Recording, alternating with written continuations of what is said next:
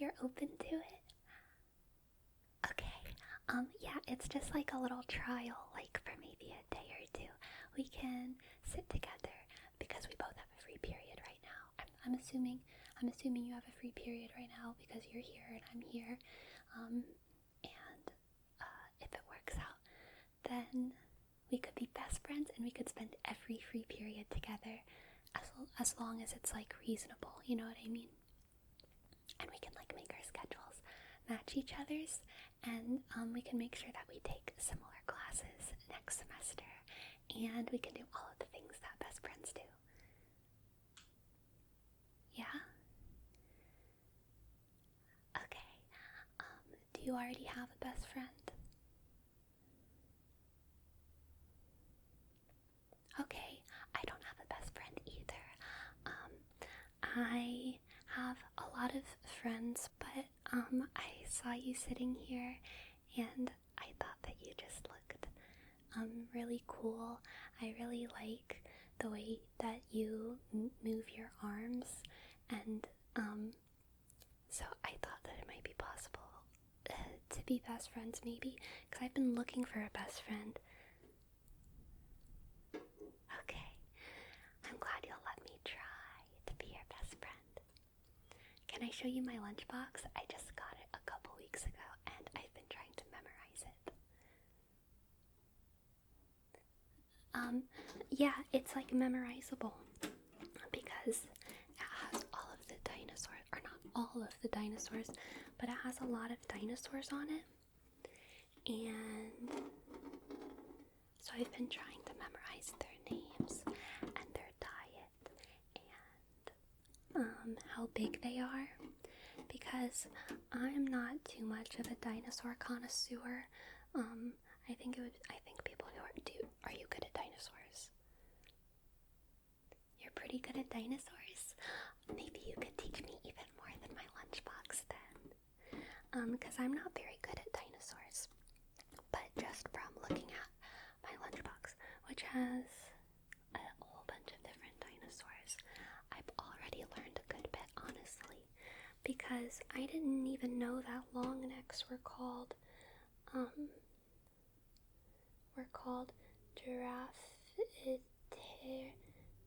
Giraffatitan branchi, or like brontosauruses or whatever, until I read all of this, and I didn't realize how many different long necks there were. I don't know, can you see there's like this long neck, and then there's this little guy who's long neck, and then there's this really big long neck, and then there's this long neck, and even some of these little guys have kind of like long necks. They're not like giant long necks, but like they're definitely longer than like the necks of things that exist nowadays, you know? And then there's so many different kinds of these little spiky guys. I also realized a hack for figuring out which dinosaurs are carnivorous and which ones are herbivorous. I realized that, at least on this lunchbox, all of the herbivores walk on all fours, but all of the carnivores have little arms, you know what they mean? Because they can like grab their prey, or probably it helps them eat their prey. I think that they mostly do the grabbing with their mouths, like a and then like a chew and like a swallow, and all of that. But I don't actually know what they use their hands for. But they have hands. All of the carnivores have hands. This guy's a carnivore, and those are his little hands right there. And this guy's a carnivore, and those are his little hands right there. And this guy's oh wait, no, that's an herbivore, and they're walking on their front. And then this is a carnivore, and why they don't have any arms at all. They just have 2 legs and no appendage right there. Interesting. And then this guy, the Tyrannosaurus Rex, has tiny little arms. And then this one is interesting, this one way in the corner. Because look at it. By looking at it, it looks like it's carnivorous because it has those little arms, right? It has those tiny little arms. But it's not herbivorous or carnivorous. It's called piscivorous, which I feel like in school I learned it was like pescivore, like pescatarian, but it's actually P-I-S on this lunchbox, so it's like piscivorous, and it means that it eats fish, so that's probably why it has such a long mouth. I think if we call these guys long necks, we should call piscivores long mouths because they have such long mouths. Do you think that too? I thought you would. I feel like we're gonna be good friends because we have so much in common. Do you have a favorite dinosaur? Plesiosaur? Those are like in the water, right? Yeah, I learned a little bit about plesiosaurs from watching something on the Discovery Channel about the Loch Ness Monster. But I don't know a ton about them, just that they swim really fast. But didn't the plesiosaurs do both water and land, or were they just... Oh, they were just in water. Wasn't there a dinosaur that did both water and land?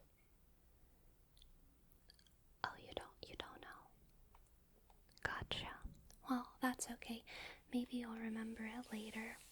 Anyway, do you like my lunchbox? Do you think it's cool? Thank you. I'm really glad that you're letting me sit with you for lunch because I wouldn't have asked to be your friend or like to be anyone's like friend like today, because I was kind of feeling like just sitting outside and eating my lunch by myself in the sun, but then it started raining and so everyone had to come inside and there's not a lot of tables in here, so I'm really glad that you're letting me sit with you. Otherwise I would have to like sit on the floor or something, and I don't like sitting on the grimy grubby floor because that's gross. I also really like on the side of the lunchbox it has like kind of a little timeline of the dinosaurs, and so it says the Mesozoic era, and periods are inside eras, so the era is really big, and so within the Mesozoic area there's the Triassic period, the Jurassic period, and the Cretaceous period, which is not to be confused with the Crustaceous period, which was a much time longer before then, when the world was full of crabs. And some people think that because of a process called carcinization, that everything will become crabs again, because apparently it's like an evolutionary biology theory that everything kind of evolves into a crab direction because crabs are really good at surviving. So the more different species evolve, the more they're gonna turn into crabs. Isn't that cool? I think it would be fun to be a crab. I think I'd make a pretty good crab. I really like walking sideways. Do you like walking sideways? We're gonna be such good friends. If you want, we could walk sideways together around campus sometimes. Maybe you can even show me how to move my arms like you do. Yeah, I think it would be pretty cool if I could learn how to use my arms like you do. Anyway, do you want any of my chicken nuggets? They're not actually chicken nuggets, they're vegan, but they taste pretty good. Okay, yeah, I always bring extras just in case I make a friend, or I just meet someone who's not a friend, but is like decent and they seem hungry, you know what I mean? I think it's always good to have a little extra snack just in case someone's hungry. So I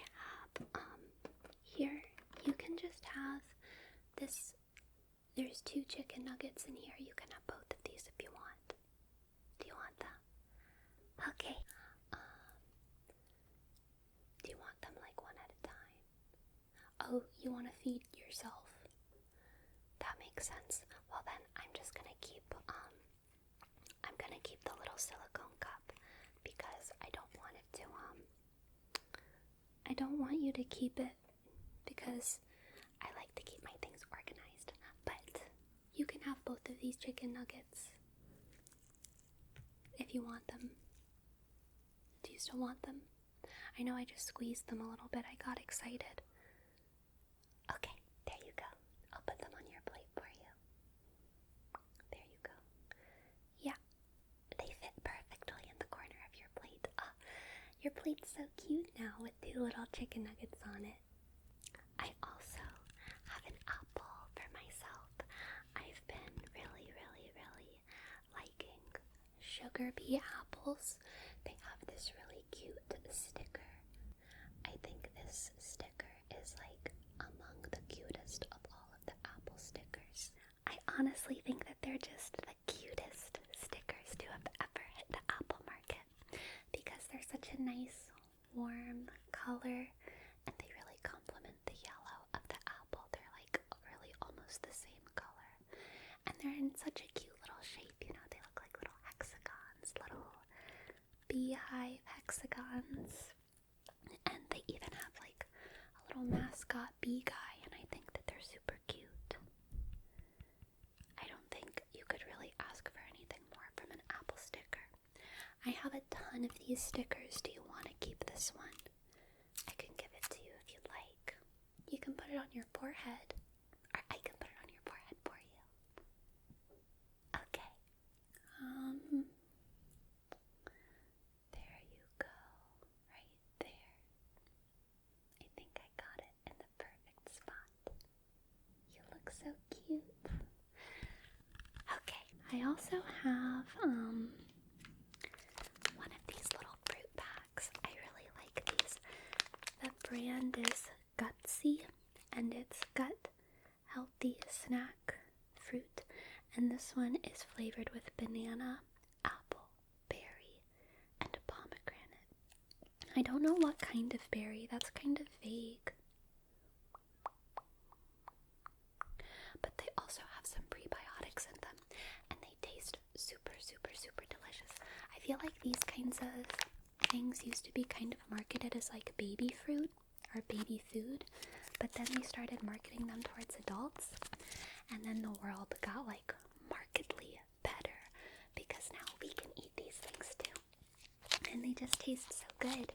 They're like a little smoothie. I really like the ones that have banana in them as a big ingredient. The ones that have apple as the first ingredient kind of mostly just taste like applesauce to me, which is okay. I really like applesauce, but I like the ones that taste like banana even more. So I'm gonna start eating this. But while I eat it, is there anything you want to talk about?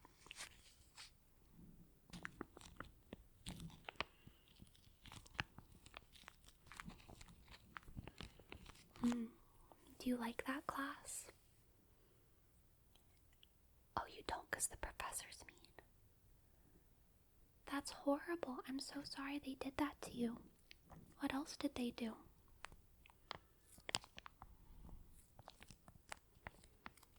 No, that's not okay. If your professor ever does that, that means they're like a bad person. That's horrible. I hate it whenever I have mean professors.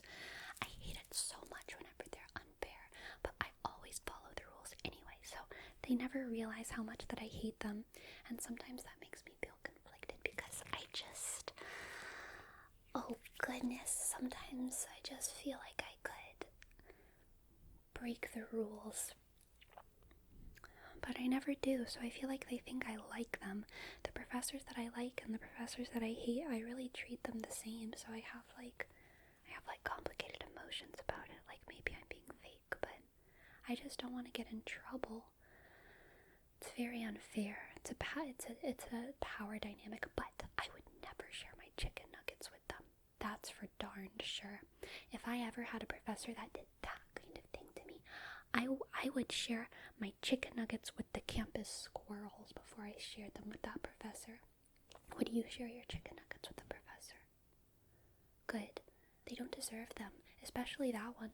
That professor, no, they don't deserve anything. They don't deserve anything except